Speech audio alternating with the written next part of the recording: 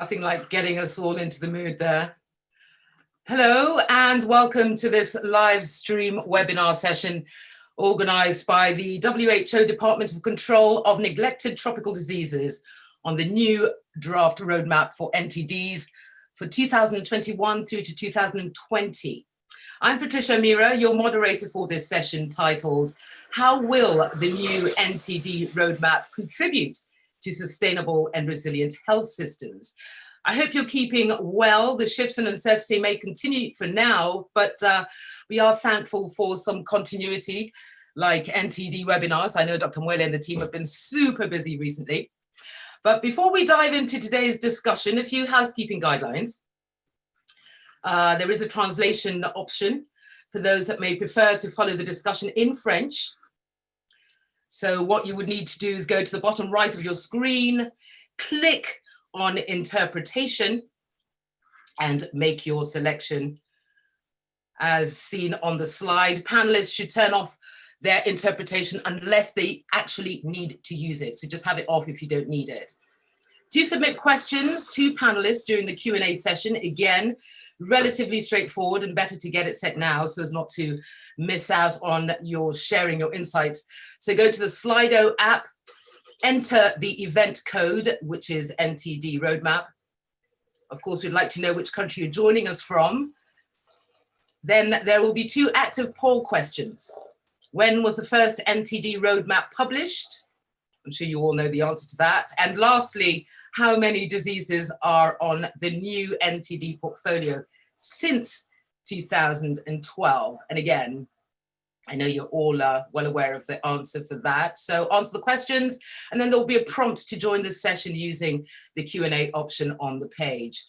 For social media, the hashtags are BeatNTDs, hashtag BeatNTDs, and hashtag NTD Roadmap 2030. And of course, hashtag Build Back Better, because that's what we want to do. And make sure that you tag at WHO on your tweets. So directions on how to navigate both interpretation and Slido for the Q&A will pop up on your screen at intervals throughout the webinar, just in case you forget. However, if you are on the panel, kindly do not click the YouTube link, as this will cause a delay and an echo that can disrupt the session. Some of you are with us on the inaugural webinar on the 17th of June. Over 1,500 in attendance, which just goes to show the high level of motivation the NTD community is operating on. An absolutely fantastic start to the series of planned webinars. Virtual discussions were had on the essential shifts required for a post-COVID-19 recovery, after which we began to examine how partners can collaborate, strengthening integrated ecosystems, all towards that much needed 2030 success that you all envisage. Ultimately, the draft roadmap is about impactful sustainability through a consultative and collaborative approach. Something I think that permeated the exceptional work of Professor Marlene Bollaert, whom many of you knew. We do have a video message from Dr. Maciej Widdowson, who's the director at the Institute of Tropical Medicine in Antwerp, where she worked, that we'll share with you now.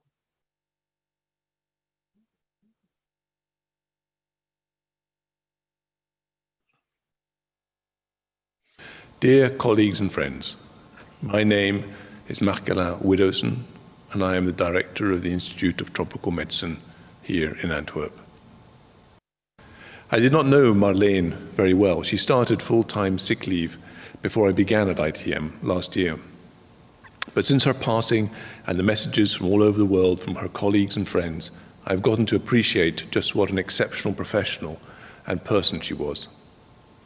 Marlene Bollaert graduated as a medical doctor from KU Leuven in 1985. She worked with Médecins Sans Frontières in a variety of countries in the African region between 1986 and 1994, in tough settings where people needed most help, such as Sudan and Chad. She joined the Institute of Tropical Medicine in Antwerp, Belgium in 1994 and completed her PhD on parasitic disease diagnostics. She went on to concentrate on the control of tropical infectious diseases, mainly leishmaniasis and sleeping sickness. Her team evaluated, among many things, the clinical benefit of rapid diagnostic tests for Kala-Azar and the effectiveness of insecticide-treated bed nets for Kala-Azar control. She went on, she was the director of the Masters of Tropical Health, and in 2002, the head of the Unit of Epidemiology and Control of Neglected Tropical Diseases. And from 2011 to 2015, she was the head of the Department of Public Health. That is a short CV of Marleen, but of course does not do her full justice. Colleagues who worked with Marleen only have superlatives to describe her.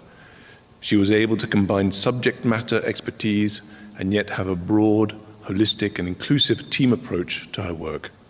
Marleen was known for her ability to work across departmental, disciplinary and diplomatic divides, which resulted in a worldwide network of effective collaborators. This combination of science, vision and people skills fueled her success. She published over 325 manuscripts and supervised 22 PhD students and mentored countless other students and staff.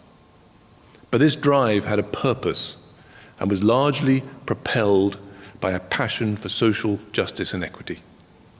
Perhaps most importantly is that despite her critical rigor and epidemiologic and scientific expertise, she was a kind, witty person, an extremely good friend, and had deep personal and lifelong connections to many people here at ITM and in her extended network. We've had several requests of people who would like to be able to contribute to a fund in order to commemorate Professor Boulard, and we have set up such a fund, and you can find details on our website at www.itg.be.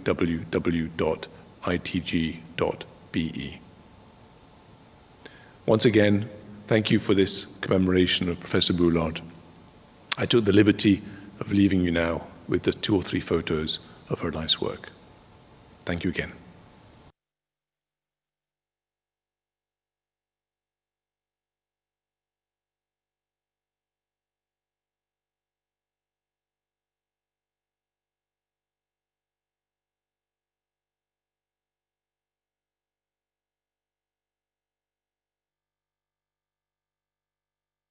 Sorry about that. Thank you to Dr. Widdowson for the commemorative message in remembrance of Professor Marleen Bollaert, who'll be greatly missed not only by her loved ones, but also the wider NTD community for her invaluable work. So turning to today's session, drawing from the discussions in last month's webinar, the new NTD draft roadmap proposes 3 central shifts in thinking. And these are thinking and approach, and allow me to just spark your memory on what these are. From process indicators to using impact indicators to really increase much needed accountability, moving away from siloed disease-specific programs to cross-structural integration, entering people and the communities that they live in. Thirdly, accountability also requires ownership at national level. So how best to facilitate a model that works in this regard. So let's maintain laser focus on the task ahead, a discussion on how to ensure the sustainability of NTD services by gaining clarity on the role and commitment needed from donors, pharmaceutical companies and countries. So with us to unpack this, Emily Wainwright, Senior NTD Advisor for Global Leadership and Coordination, who also the NTD Division Chief, Bureau for Global Health at USAID. Richard Killian, Lead Health Systems Specialist, RTI International. Susan Sparks, Technical Officer, Health Financing, WHO. Georges Nko-Aisi, Deputy Director, Malaria and Neglected Tropical Diseases Control in the Ministry of Health in Cameroon. Siti Nadia Tarmizi, Director of Vector-Borne and Zoonotic Diseases Prevention in the Ministry of Health, Indonesia. Nilanthi De Silva, Faculty of Medicine, University of Kelaniya in Sri Lanka.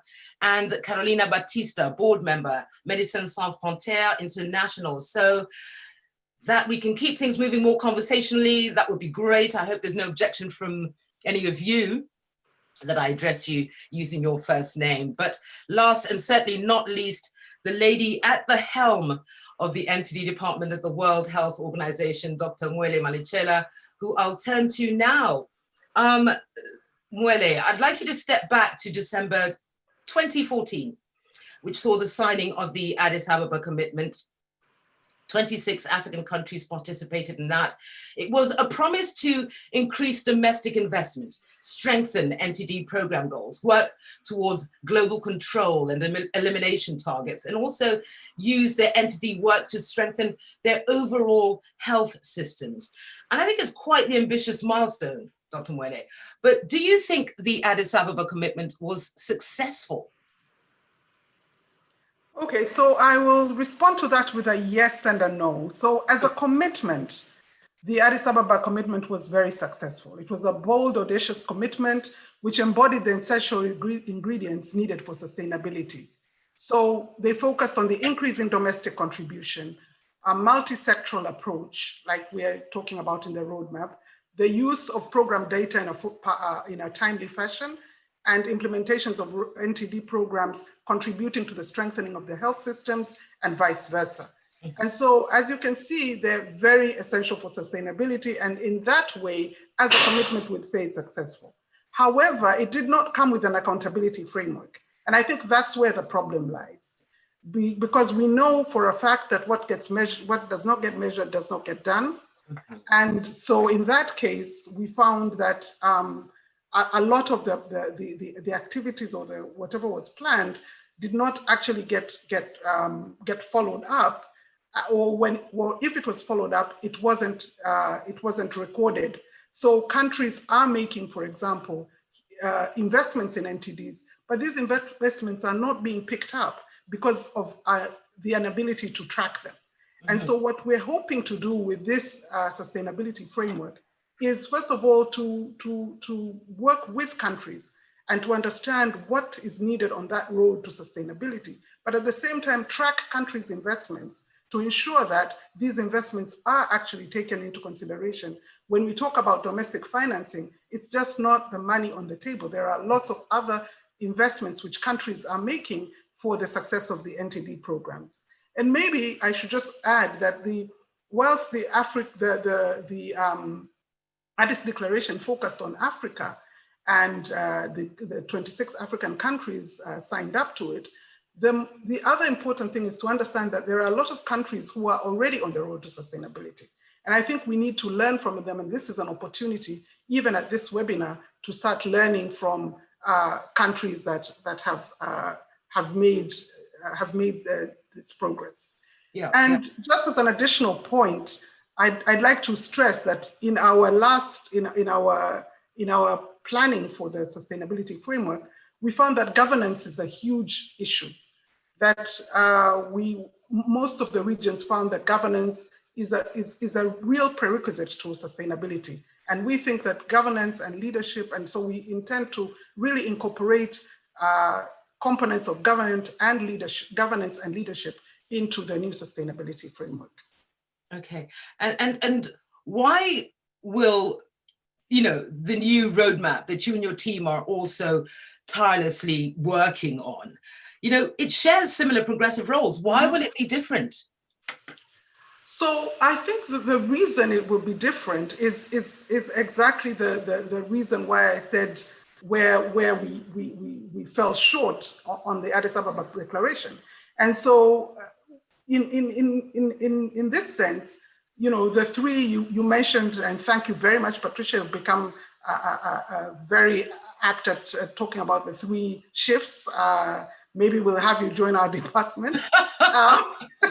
But yes, so we think of the three shifts, the acceleration of program actions and integration, the intensification of cross-cutting approaches, and the focus on the country operating model. So what we are saying is that this sustainability framework will allow us to track, and because the focus of the other areas is very much the same as what was looked at in the context of sustainability through the Addis Declaration. What didn't happen was the tracking, and what we intend to do is to focus on the tracking, and we see the framework as it will provide mutual accountability between partners, countries, and WHO as we work towards true partnership towards the 2030 goals. And just by finishing, I'd just like to continue on my theme of unity and quote Publicia Syria saying, where there is unity, there is always victory. Thank you, Patricia.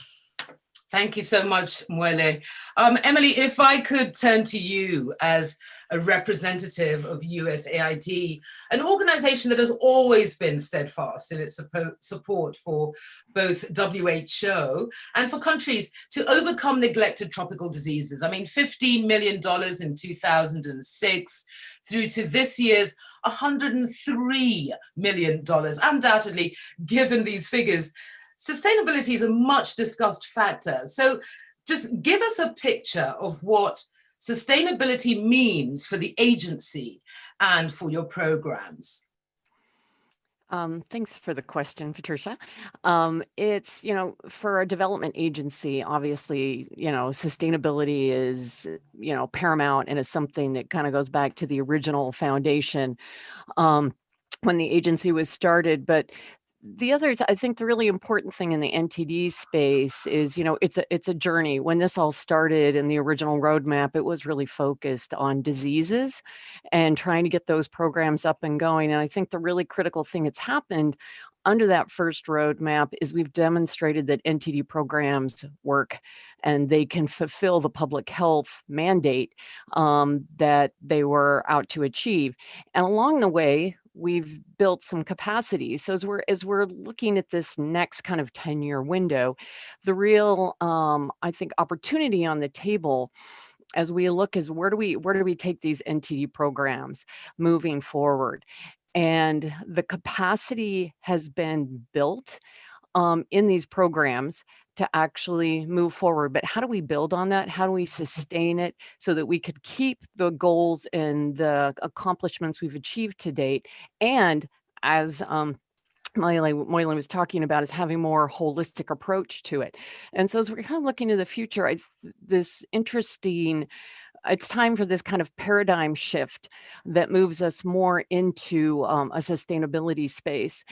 And I think that really comes from moving away from the capacity that we've really built and countries have really strengthened, is how do we actually get treatments out there, and how do we do that in a way that really benefits and draws upon the great opportunity that was given to us by the drug donation programs. But as we've gone through that process, we really haven't stopped to look systematically to say, where does a national NTD program fit in the system so that, one, it provides its public health impact, but also contributes to the goals of the other public health sector areas. We want to make sure that NTDs contribute to WASH, NTD contributes to One Health, NTD contributes to education, and also that those systems that it works in, it adds value to, that it strengthens national HMIS systems, it strengthens the workforce, it's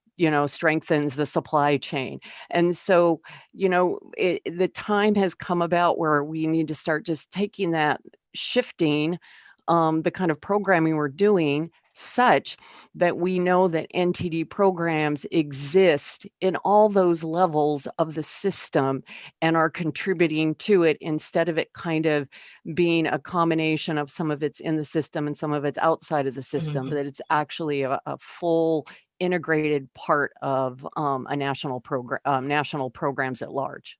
Yeah. So you're talking about systematic approach that's also holistic, and there's a transition taking place. And it would be good to hear from you how you see your role as a major donor within this. So, I see it also as an opportunity. Yes. It's been really exciting over the last 14 years for the agency to be a part of helping contribute to countries build out their national NTD programs.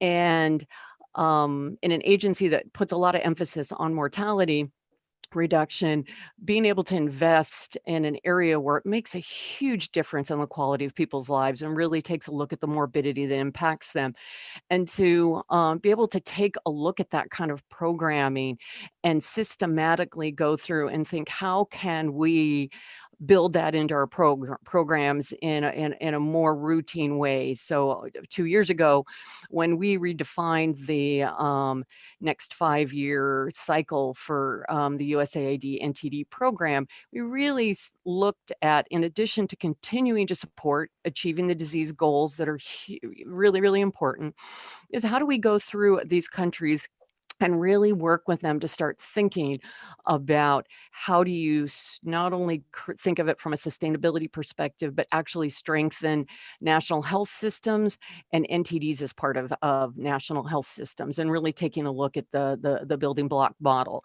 So we've started, right now we have about 10, 12 countries where we've really sat down and brought together cross-sectoral stakeholders, very much like the roadmap talks that we should be doing, to take a look at where do NTD programs fit in the system and where don't they fit in the system, and what are the opportunities that can start to be leveraged, and bringing those that large group of actors together to start laying out a plan.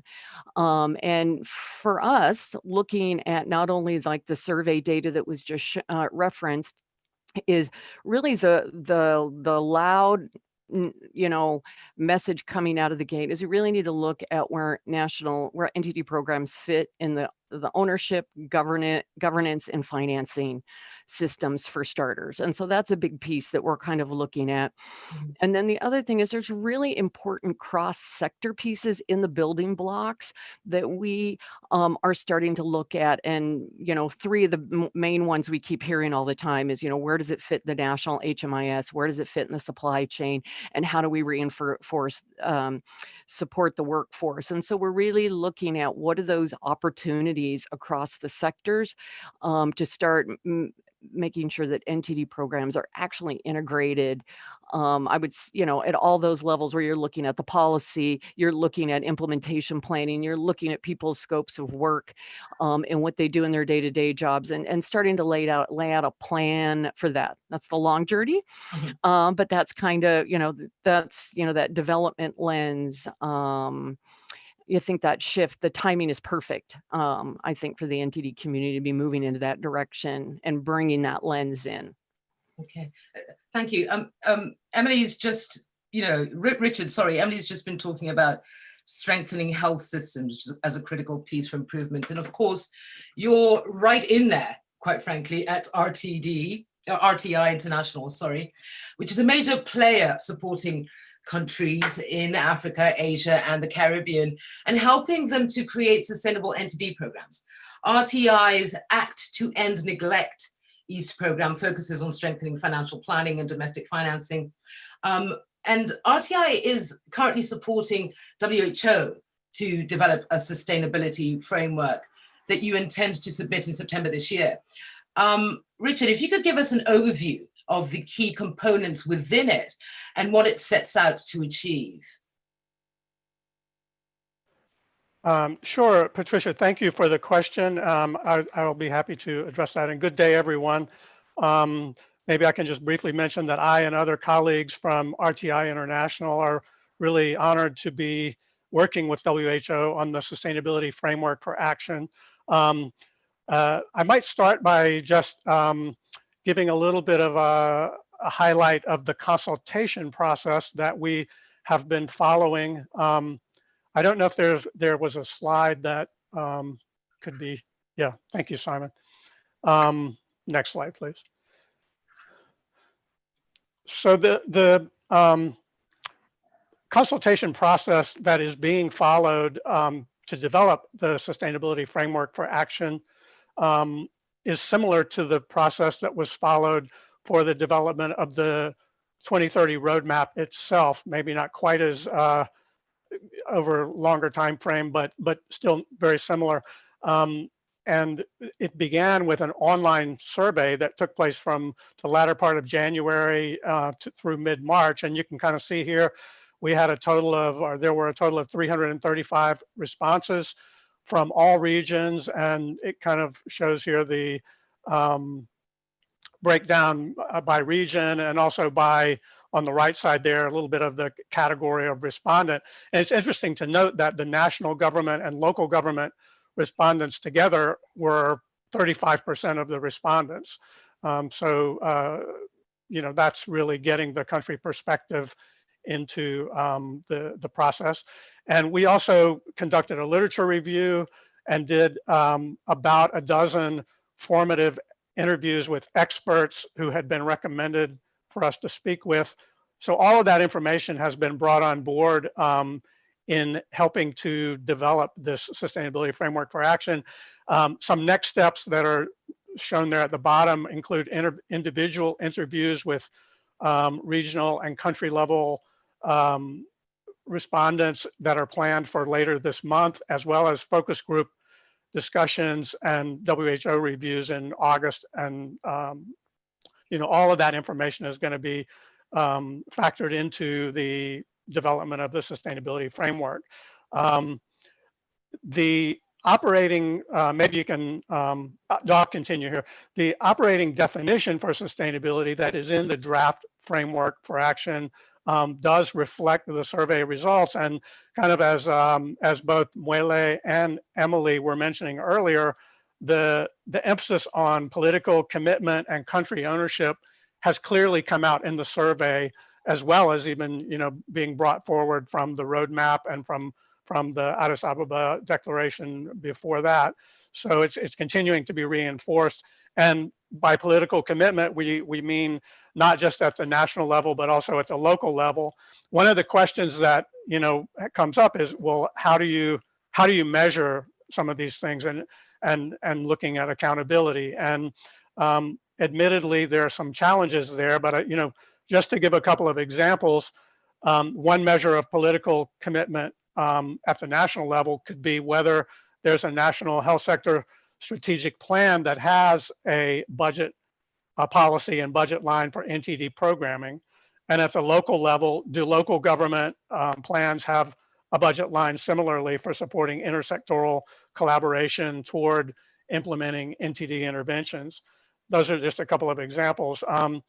And again, coming out of the survey, country ownership is being defined as having the capacity to continue delivering effective NTD programs after major financial, managerial, and technical assistance from external donors ends.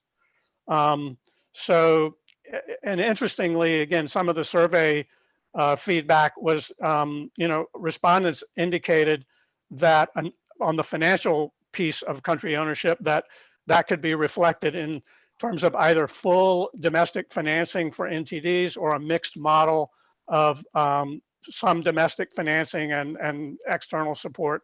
But you know, that acknowledging that those that financing is really a critical component of sustainability.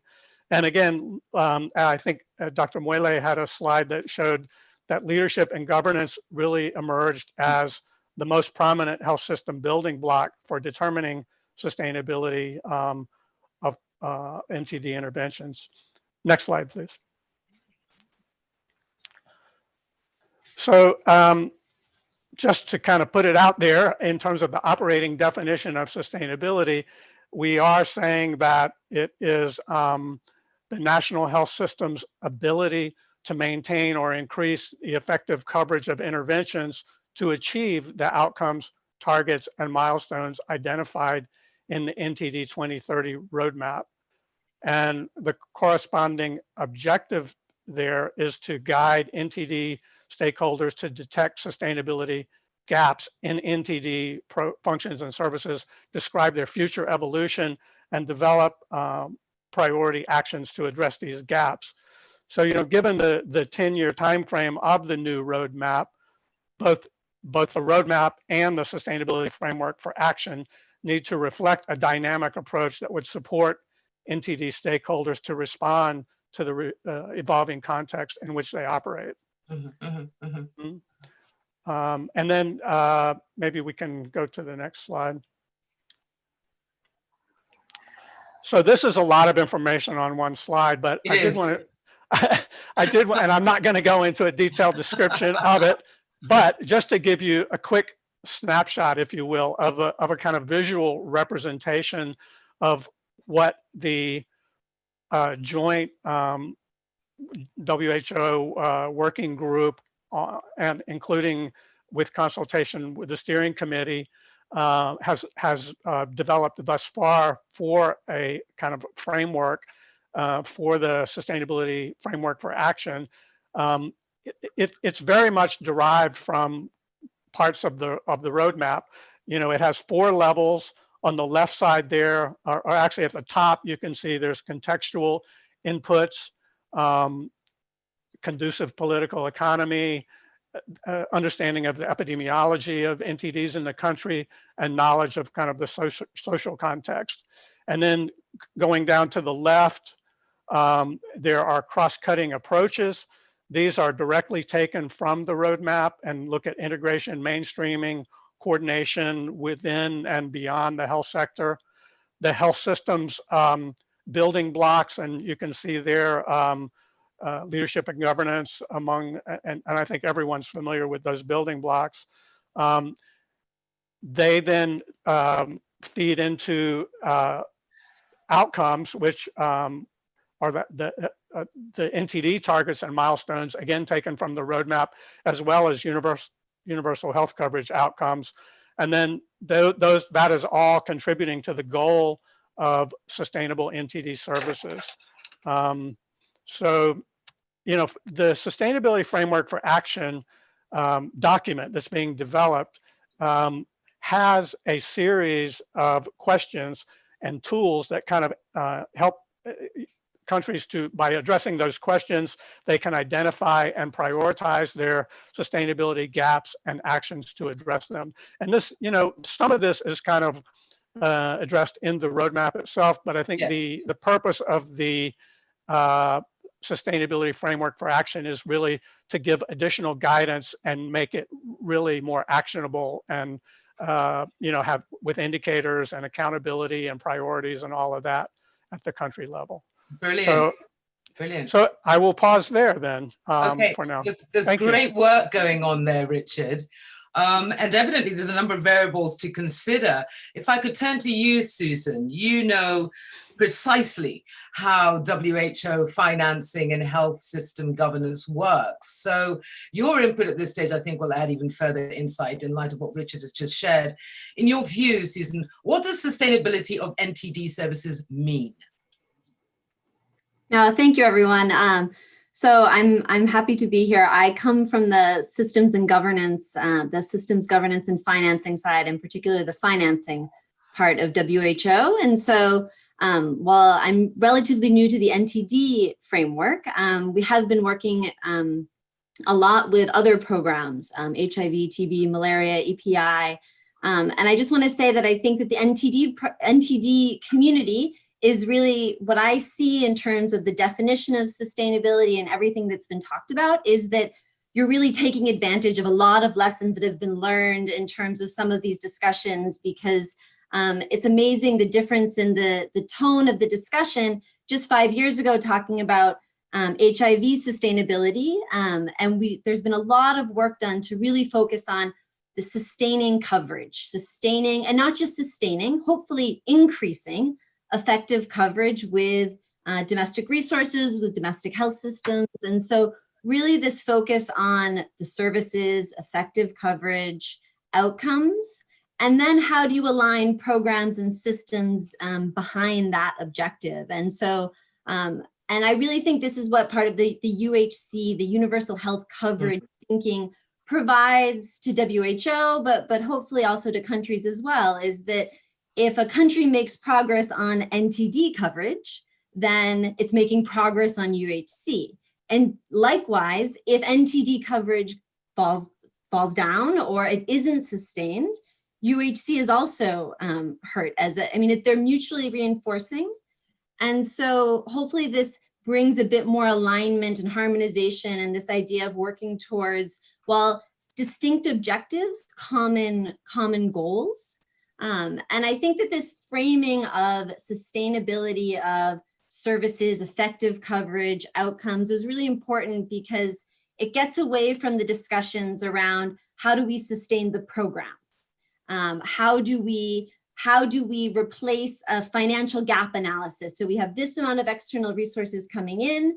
How do we get the domestic resources to finance that gap. And just to say, we've seen in other countries, in other programs, that type of discussion can oftentimes stop in terms of then progress, in terms of reform and what moves forward, because then many times programs haven't been set up with a sustainability objective in mind. And fair enough. I think, as Emily was saying, this is about getting services to people, get them there as quickly as possible. And oftentimes that works around the overall system. And so now it is this new era. And I think certainly the COVID context is just going to make that all the more pressing. That's right. Going to be limited. And so really that alignment agenda is really important. I really love what you said, the interconnected nature of things, because that's exactly what it is. We've had great attendance and participation so far on the journey. The NTD community are so eager to build these stronger, more efficient systems, as a couple of people have already mentioned. But what support role can they play to enable a fluid transition?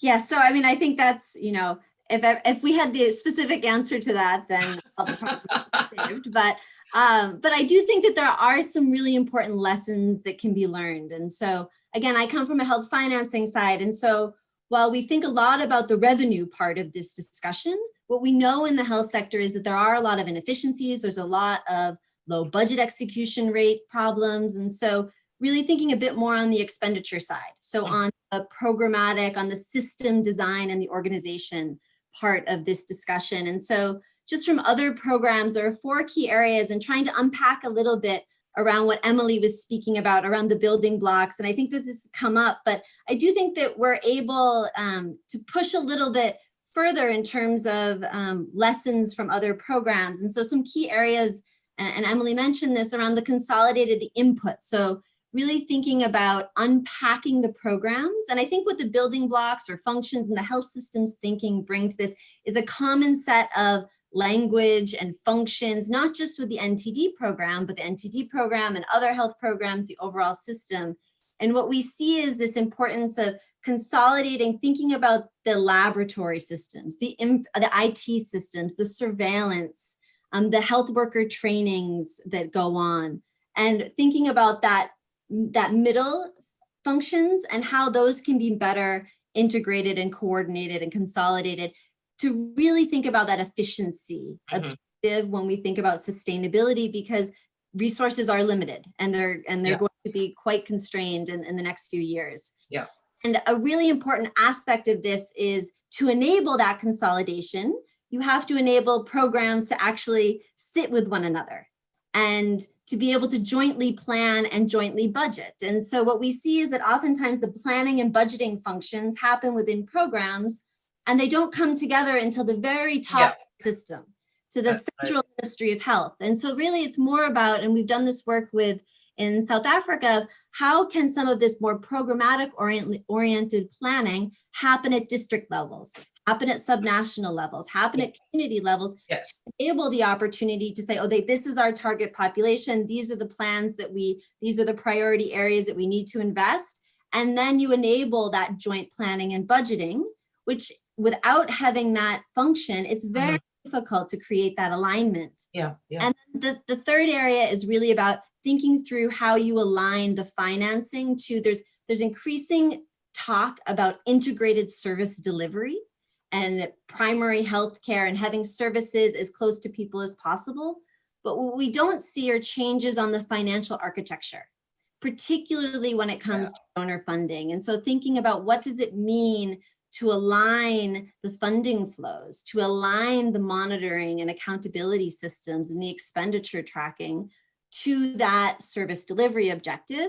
And then the last point that I'd like to make to the NTD community is that thinking about and linking into broader health sector reform processes. And so most countries are going through, they're going through medium-term development planning processes, but they're also developing health financing strategies, UHC roadmaps, and how can the programs have a seat at that table? And we know how important that is, and oftentimes it's a siloed process. You have your planners and then you have programs. And so I think it's really about how you enable that cross dialogue and to be strategically aware of those broader shifts that are going on in the system, whether it's national health insurance reform or a new HMIS, DHIS2 system. And so plugging into those broader shifts and potentially aligning financing to take advantage of those shifts as well.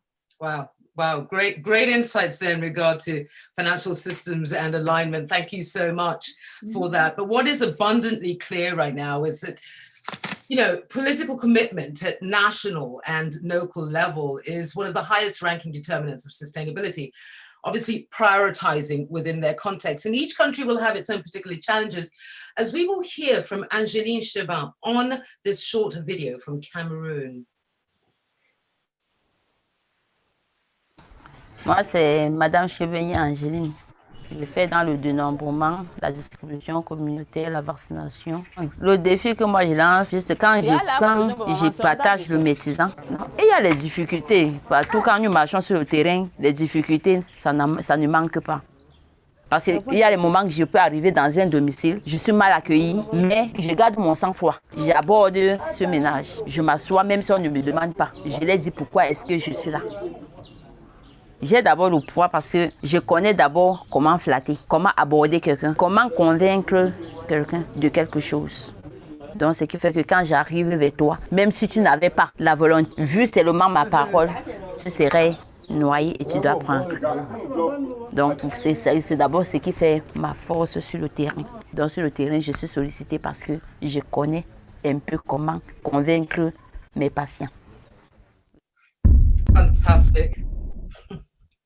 It's really heartening to see such persistence and commitment from local community workers such as Angeline, reminding us all that helping them do their work by providing exacting guidelines, funding and support right along the value chain, as it were, is so important. Georges, in your role within the Ministry of Health in Cameroon, how or what would you define as political commitment, particularly when it comes to NTDs? I don't know if I asked that properly or whether you understood me, but how or what would you define as political commitment, particularly when it comes to NTDs?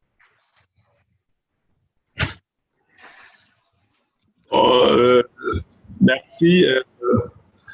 C'est vrai que c'est une notion très protéique et qui a souvent beaucoup de signification et qui a tendance parfois plus à interpeller le décideur que l'acteur professionnel de santé que nous sommes. Ici, l'engagement politique, c'est ce que le politicien fait, on conçoit des politiques, on élabore des plans qui ne sont pas souvent suivis, des faits, parce que parfois peut-être trop ambitieux, mais avec peu de ressources.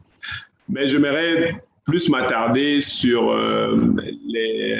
l'interpellation qui a été faite sur tout ce qui est durabilité, parce que je pense que c'est là où on avait été interpellé en premier pour voir comment est-ce que nous, à notre niveau, comment est-ce que nous, on conçoit la durabilité au-delà des notions complexes et qu'on peut écouter ça et là. Si je suis d'accord, et on l'est tous, que l'intégration avec les autres programmes, notamment les programmes d'immunisation, les programmes de santé familiale, les autres programmes verticaux, d'autres maladies infectieuses, notamment le paludisme, voilà, que ça peut apporter une valeur ajoutée.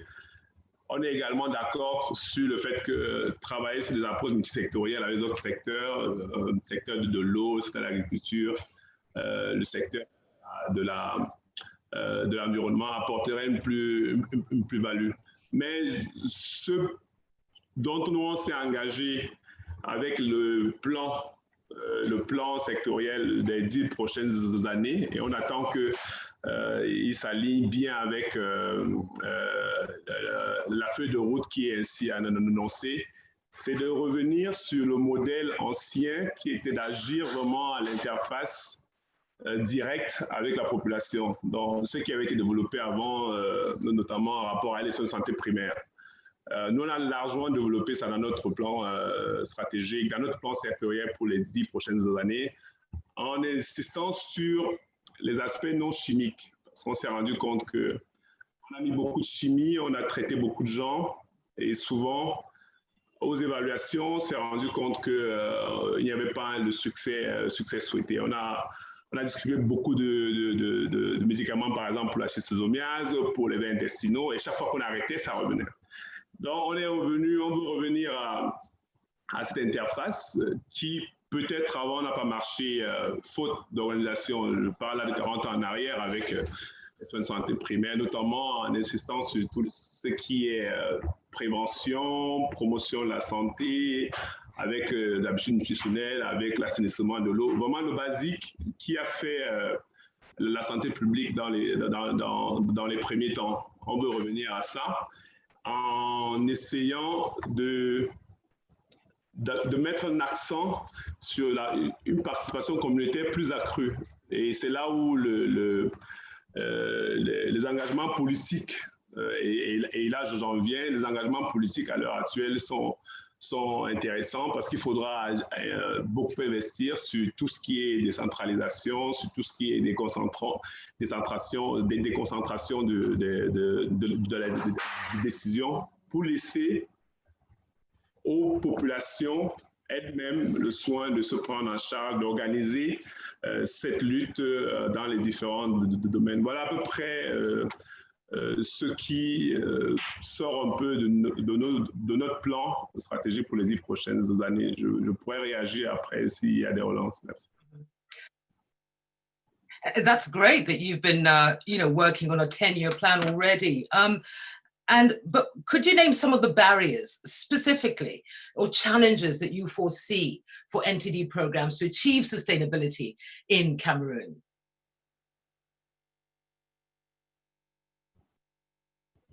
Bon, merci de cette question. Justement, l'un des défis, ce sera toujours ce qui n'avait pas marché il y a 40 ans. Ce qui n'avait pas marché avec Allemand, c'était effectivement les financements et la formation. Ça veut dire suffisamment de ressources humaines au niveau qu'il faut, des ressources humaines bien formées. Ça veut dire que si l'agent de santé au niveau périphérique a le capital de formation sur les aspects promotionnels de la santé, l'assainissement, la nutrition, voilà. S'il a ces outils-là, s'il est bien formé, il pourra mieux éduquer les populations et elles pourront mieux largement contribuer. Évidemment, également, il y a le problème de financement. Il va sans dire. On sait que, par exemple, pour les médicaments, on sera toujours plus ou moins dépendant des donateurs de médicaments. Je ne vois pas très bien comment on achètera, l'État va dépenser des millions de dollars dans les 10 prochaines années pour acheter l'ivermectine, le praziquantel, voilà. Donc, on sera toujours plus ou moins dépendant. Et c'est là où la construction de ces partenariats internationaux publics-privés continueront à nous aider. Mais on souhaiterait faire notre part, ce qui est possible de faire avec peu de moyens, avec un minimum d'organisation, pour que cette interface-là soit solidifiée et qu'il y ait une pleine implication communautaire dans cette lutte. Voilà un peu la vision qui semble un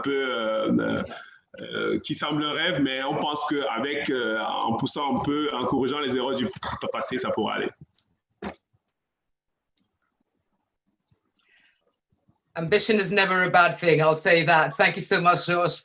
And to get more in-country perspective, Indonesia has made remarkable progress against NTDs through setting up its own decentralized healthcare delivery system, getting the care and support much closer to the communities that need it the most. Given your experience, City, what would you consider to be the key elements of sustainability practice in your country? Okay, thank you, Patricia. I think before responding to your question, I'm happy to share that Indonesia is one of the countries in Southeast East Asia region that we have made progress, especially in NTD's program. Of course, together with India, Myanmar, Nepal, and Timor-Leste, we already achieved and maintain coverage of geographical for LF mass drug administration. And we have also maintained the status of leprosy elimination at the national level in recent years, and hopefully we soon will eradicate yaws at the earliest possible. Fantastic. Clear milestone and targets have been also been set for schistosomiasis elimination program, and we have also pushed at the level of schistosomia infection in human at the lowest level.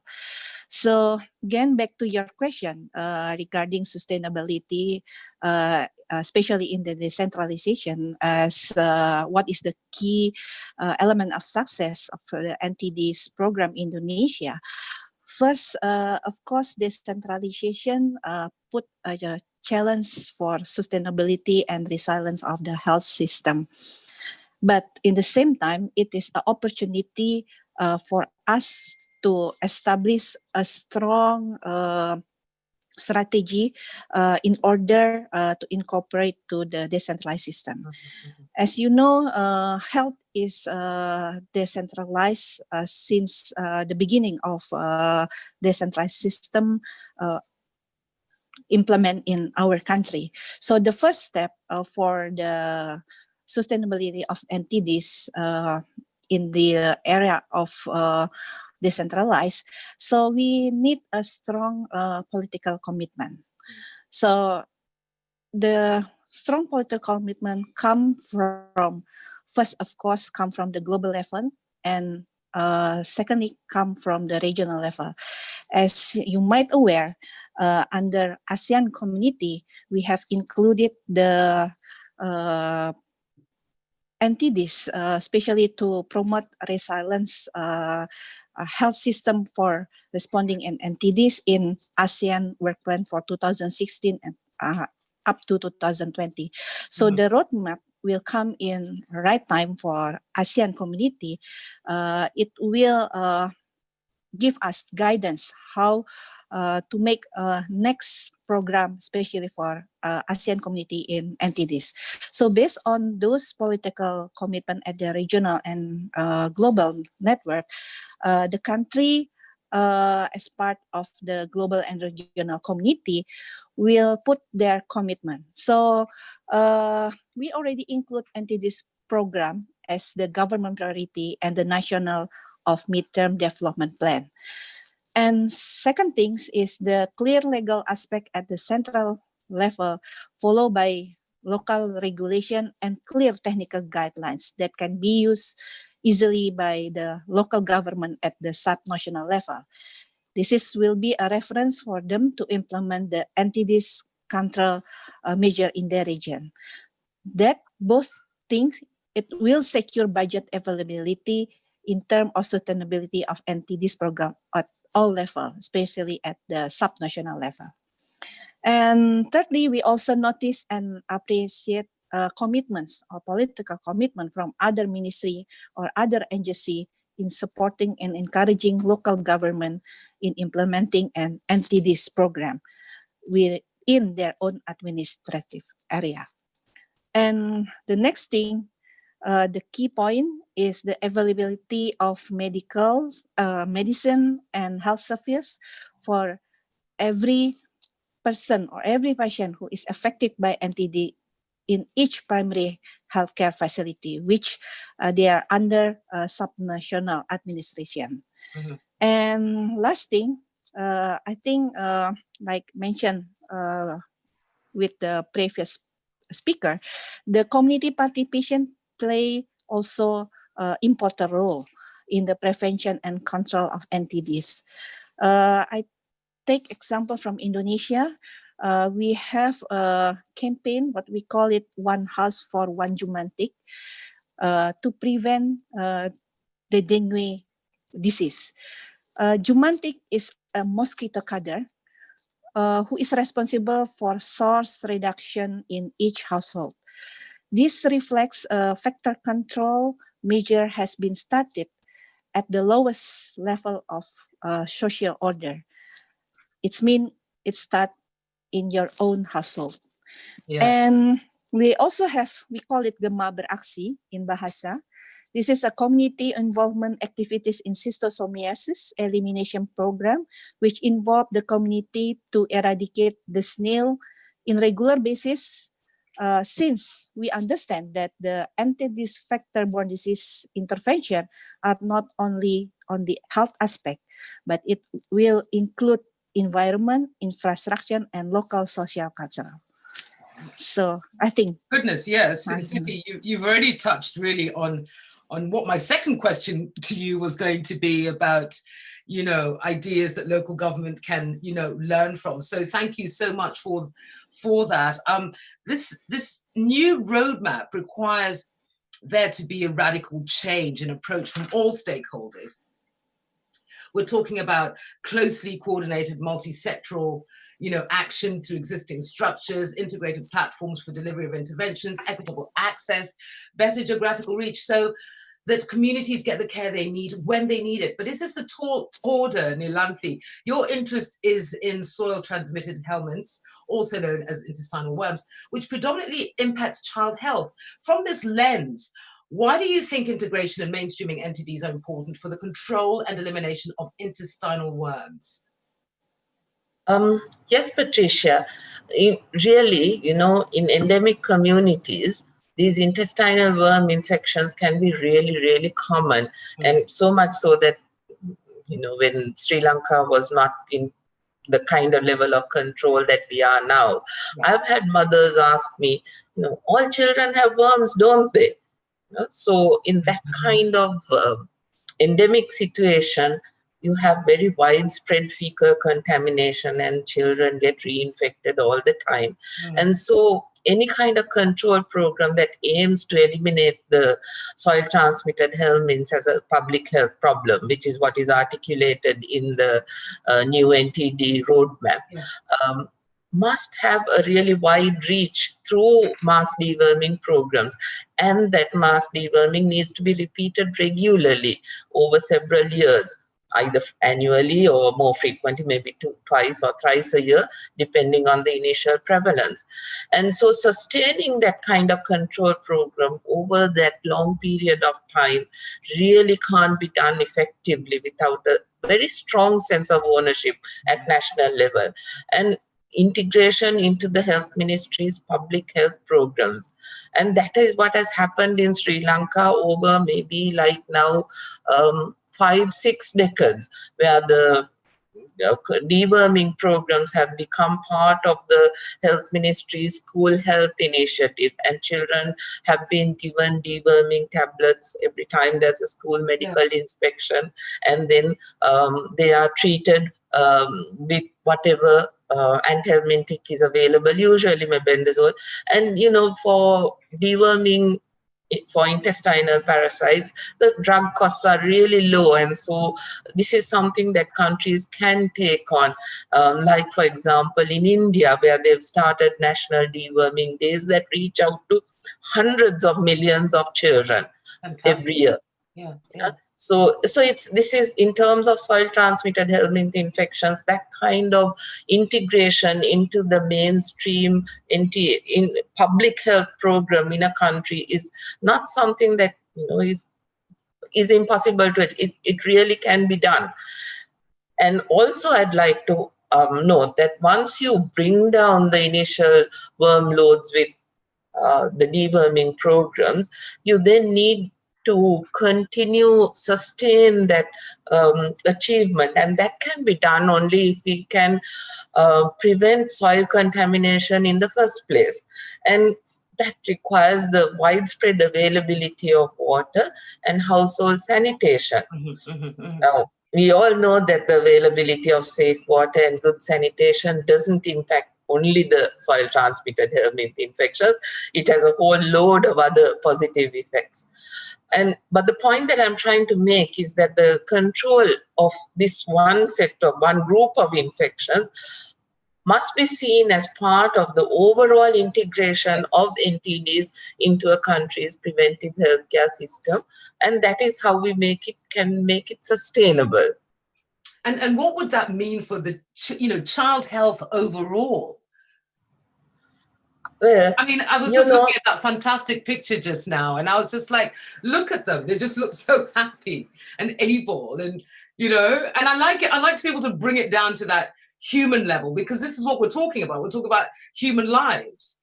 Yes, exactly. You know, when I read our old historical medical literature, and I read descriptions of how children would die because of intestinal obstruction due to roundworms, or they had such severe anemia due to hookworm infections, or dysentery due to whipworm, we don't see that anymore.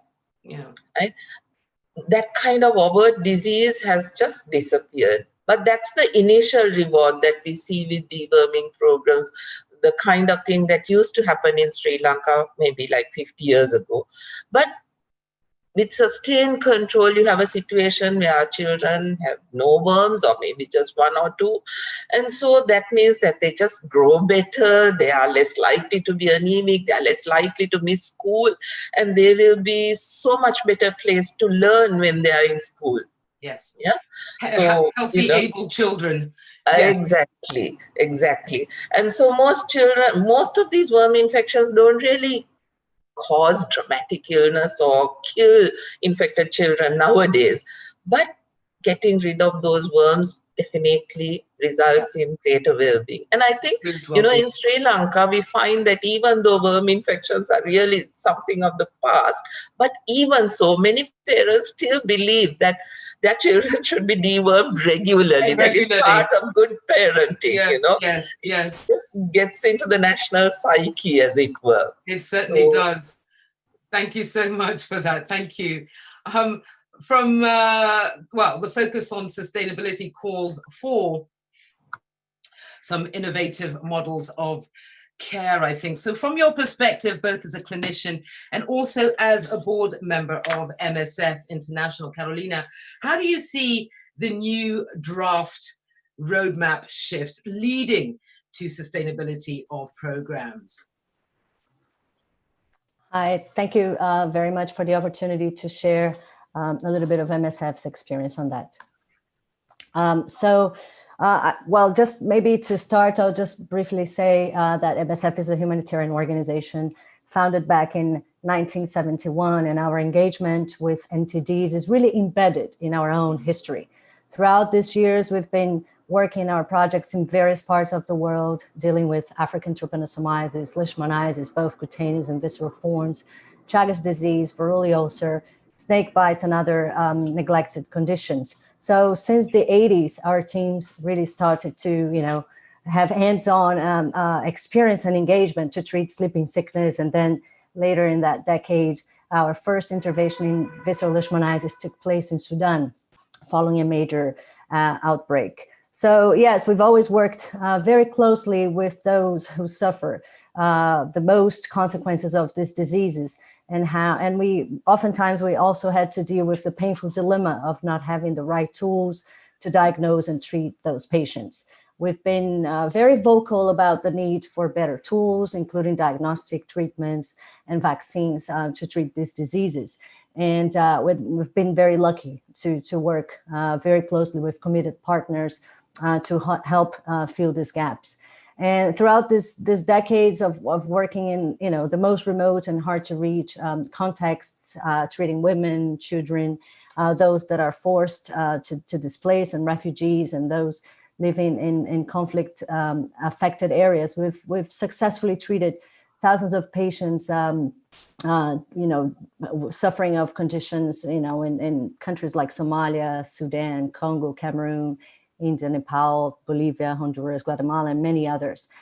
We've really raised our voice to shed the light on the conditions that we've had to deal with in our projects, such as snake bites, and we keep calling the attention for neglected conditions such as NOMA, that we also deal with.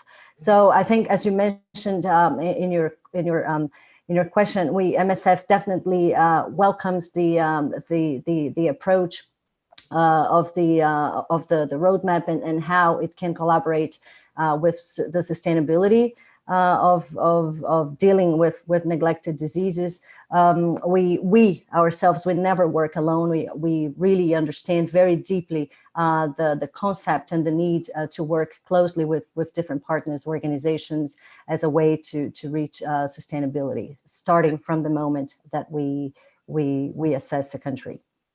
Do you see your role shifting, in this move towards sustainability?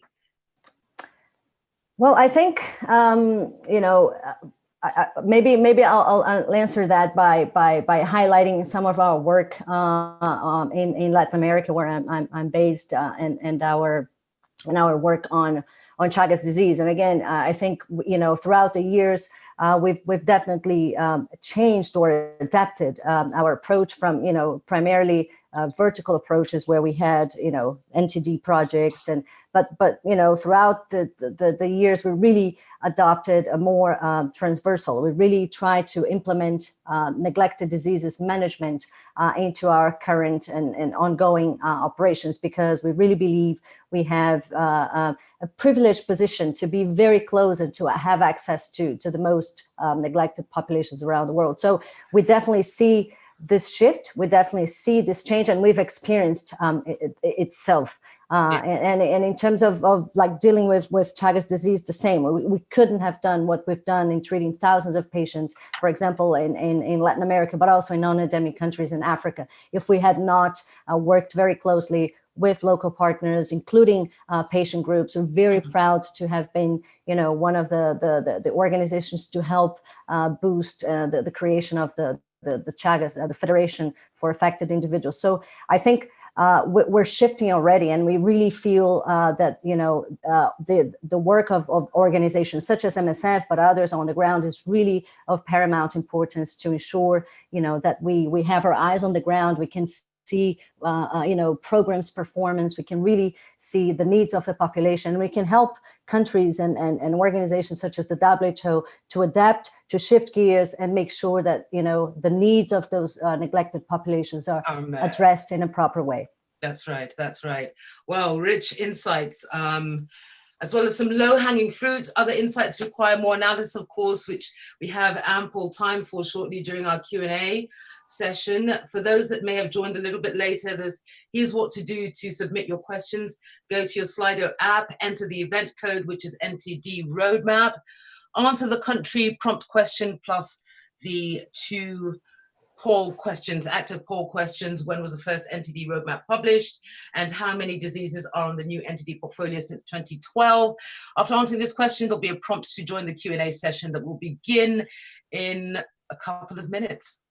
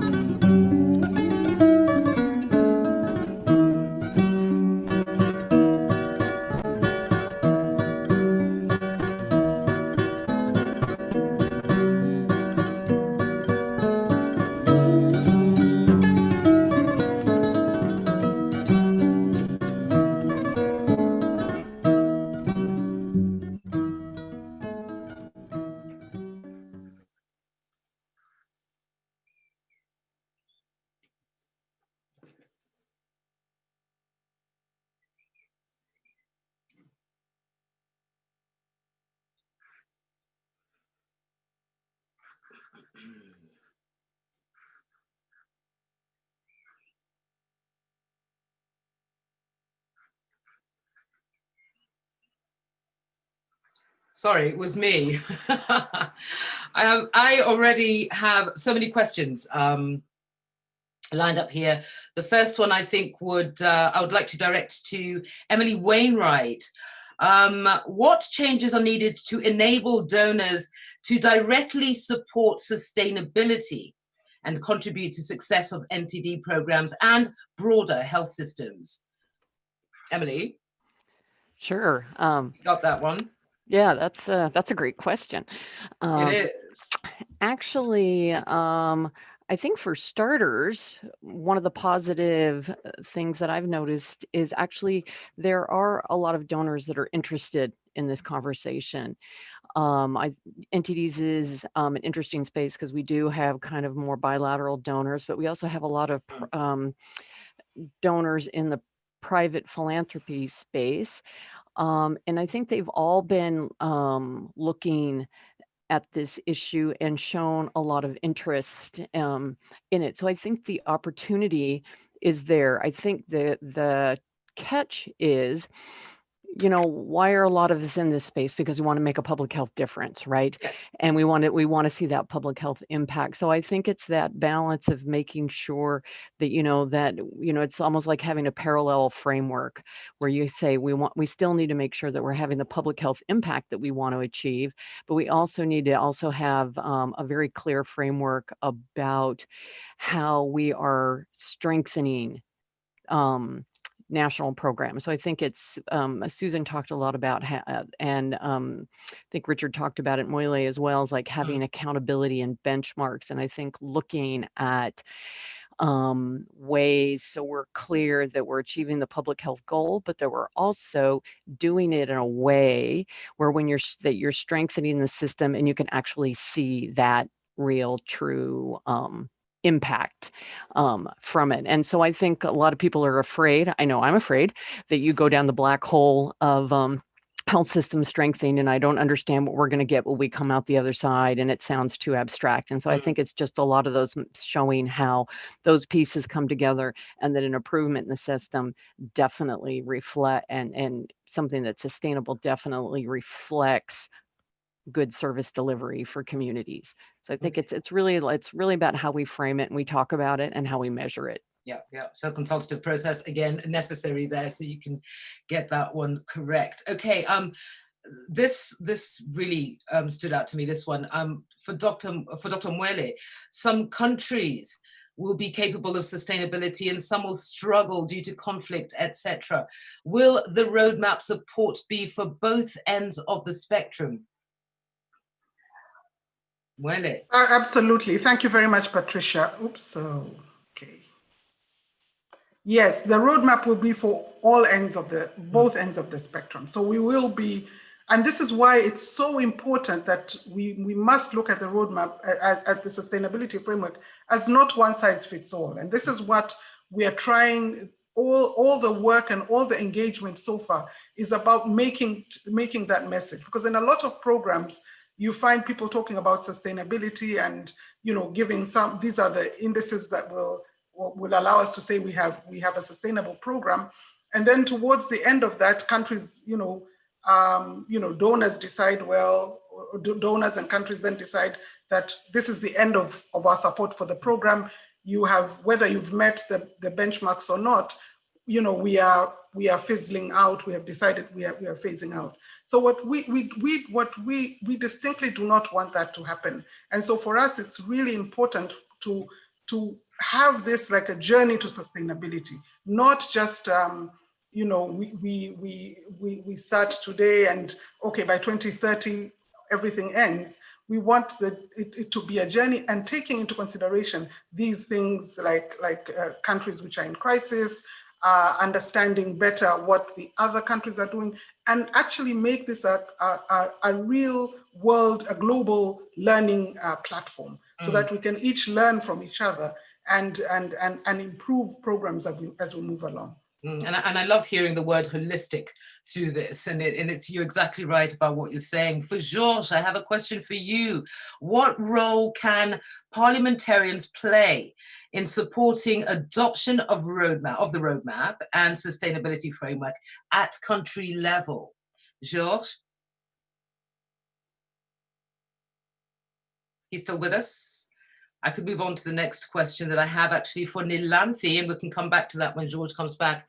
Nilanthi, priority is always seems to be given to issues affecting mortality. How can we sustain priorities to NTDs? Yes, that is true, because diseases that kill, for example, dengue in Sri Lanka, always gets more attention. All the drama is focused there rather than on worm infections, which affect much greater numbers of children but don't kill. So I think where we can make that argument for not cutting funding for the deworming program is to present people with the policymakers, the administrators, with the data on how common these infections are, the numbers that are affected by it, and then show that you can deal with it at fairly low cost. The investment that is required in terms of the budget lines that are necessary are not huge, and so you need to present that evidence and convince them that this is something that should continue, that needs to be retained in the budget. Health budgets are always constrained. There's never money that is there just for the asking. Yeah, but if you make a strong enough case for it, it can be done. It's possible. And I think the NTD community is really great in that sense, that we come together to build that evidence base that we can use to convince our policymakers and administrators of this. Yeah. Fantastic. Thank you. Thank you so much for that. A question to Carolina. How can COVID-19 present itself as an opportunity instead of a barrier to reach and achieve the increased coverage? Sorry, I think that wasn't actually written out properly. So let me come back to that question, Carolina, when I've got it. Okay. Well, you have another question here. How do we bring donors, NGOs, health ministers, or health ministries to a common understanding and vision of sustainability based on the new roadmap? Carolina, how do we bring donors, NGOs, health ministries to a common understanding and vision of sustainability based on the new roadmap? Well, I think that's a very good question, and we've been, I think, since day one that we've been involved in this journey. And I like the word journey that Dr. Mweli used. I think it's a long journey, and I think we've been learning. And I think since the beginning, I think we've really tried to call the attention that this is such a complex and multifaceted issue, that there is no one single organization or actor that can effectively address the need. So I think now with the roadmap, we really have this different pillars, this different building blocks that we have the opportunity, not by a one-size-fits-all approach and not by, this is it. So that's why it's not a recipe, but it's more of the elements that we have to put together to make sure that we address. So again, I think that NGOs that have, such as MSF, but others that are really in the most difficult contexts and hard to reach areas, treating those populations really have a role to play in telling the world what the needs are, how well programs are implemented. Donor agencies have also, a very important role to keep the momentum and so that we don't lose everything that we've gained so far. The other thing in terms of the health systems is really making sure that countries engage in a way that we have an even distribution of health personnel to the rural areas, for example, where most of the neglected diseases occur, and these populations really need, skilled personnel to address the needs. The other thing is also, pushing, we keep pushing, maybe for a stronger health systems and supply systems to ensure that medicines and diagnostic tools get to patients who need. So there is a role for everyone. I think we've along the last decades, we've really identified who can do what. And I think that, by collaborating, by working together, we can really optimize and working in the synergy to achieve the goals of the roadmap, but also ultimately address people's needs. We can't, we really hope we don't need to be having this conversation in some decades. I hope we can look back and see the legacy that we have left behind on these diseases. Totally. I'm all for that as well. Siti, a question for you. How can we magnify the importance of NTD control in all levels of governance so that countries will take it as a priority towards achieving universal health? So all level is mean we need to start at the global community.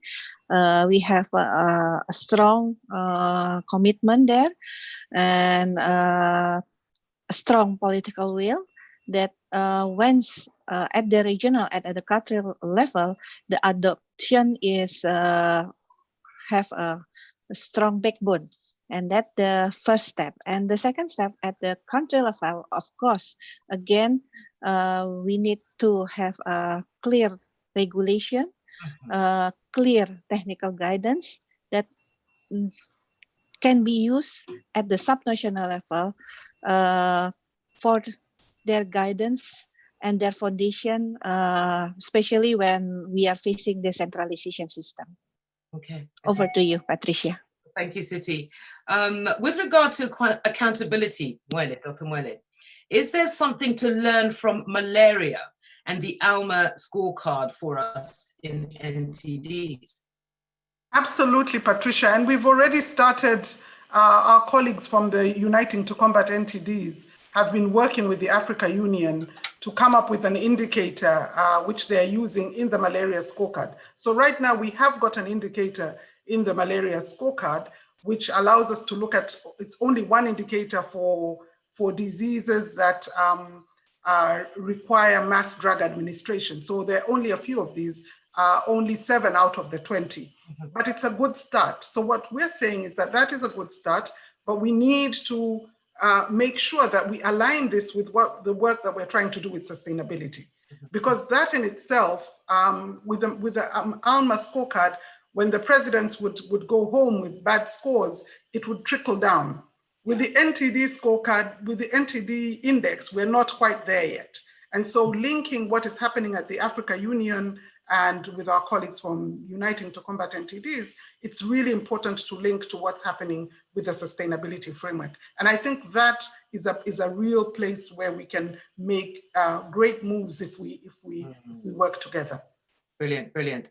Question for you, Richard. What are the mechanisms for all stakeholders to collaborate effectively to support the utility of this framework, to avoid overlapping or duplication of work?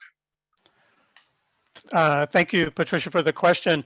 I think the question seems to be suggesting at different levels, if I'm getting it correctly, in terms of at the global level, but maybe especially at the country level. And the framework for action does focus mostly on the country level. And there are a series of steps that's outlined in the draft document that definitely include identifying the relevant stakeholders for engagement and planning purposes from the national level, but from other levels, including district level or local level equivalent, and also looking across sectors. I mean, I think some of these mechanisms do already exist in countries, and they've been utilized for developing master plans or NTD action plans.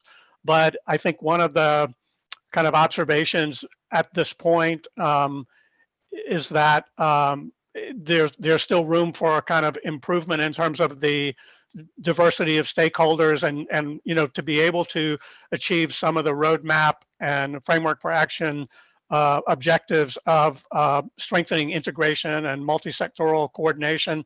Again, some of those things are happening, but could be strengthened and made more formal, looking at the vector control linkages and WASH. And I know that WASH is going to be a subject of another upcoming webinar, so it'll get its due attention.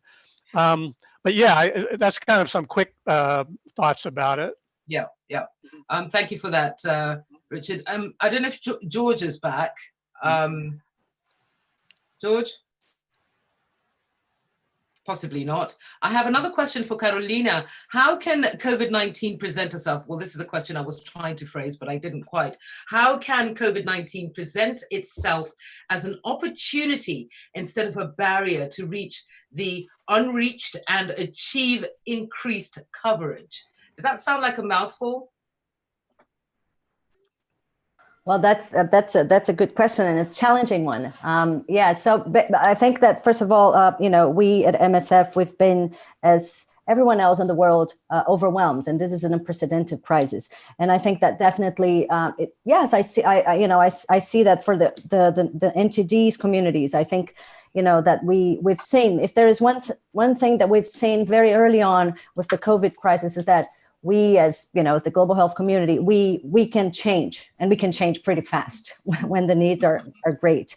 So I think we can really definitely capitalize, for example, on some of the, I think there was one NTD webinar that someone mentioned the COVID legacy, for example, in terms of water and sanitation, washing hands and all of that. How can we, use that, capitalize that for NTDs, for example, that are, very linked to WASH. The other thing is also, making use of the system put in place for COVID, for example, outreach and other strategies for health education and health promotion to use that also for NTDs. But I think that, again, we should not lose sight of, for example, when we think of endemic areas for Chagas disease or for visceral leishmaniasis, for example, when there is, now the recommendation to use, for example, steroids for severe patients. I think it's an opportunity, for example, to test all of these patients that will be treating with steroids in endemic areas for Chagas and for visceral leishmaniasis, for example, because the steroids can really, trigger the relapse and the reactivation of disease. So there's definitely opportunities. It's a major crisis, and I think the roadmap comes in a time that, yes, we're learning as we go, and I think we definitely have opportunities to integrate some of these elements that are helping some parts of the world address COVID in an effective way, and we have the opportunity to definitely translate that into NTDs and vice versa as well. Yeah. Okay, thank you so much for that. It seems like we've only got like 2 minutes left, and I'm already being prompted that I should be wrapping, but so much information there, getting a better understanding of what sustainability means in regard to the new roadmap and its relevance. Of course, ownership at country level could not be stressed enough, how to facilitate a change in working culture to be one of structural concepts. I think somebody mentioned transversal concepts and integration within national health systems. Of course, the collaborative support of donors and stakeholders is essential. Finding ways to strengthen existing structures, yet making it more cost effective. There was mention of funding flows, aligning funding flows to service delivery, achieving better coverage and geographical reach for the value chain to operate as a more streamlined model. There was just so much there. And I do think, I keep saying rich pickings this afternoon, and I thank all the panelists and attendees. It is through discussions such as this that we have an opportunity to hone in on topics that the new draft roadmap can take shape, and ultimately that communities can reap the benefits from. We look forward to having you at our next NTD discussion. Of course, the dates will be available online. I wish I'd actually done this before I had written my notes, but we look forward to having you all at our next NTD discussion. I'm sure it'll be equally as interesting and engaging as it has been today. I'd like to say thank you so much to all our panelists for joining us, our attendees this afternoon. It's been wonderful, great questions coming in today. And until then, please continue to keep yourselves, your loved ones, and others safe as well. I'm Patricia. Take care. Stay well. Okay. Thank you, everyone. Bye. Keep safe. Thank you. Thanks. Bye. Bye. Bye-bye. Thank you, Patricia. Thank you, everyone. Thank you, Patricia. Thank you, everyone. Bye. Welcome. Bye.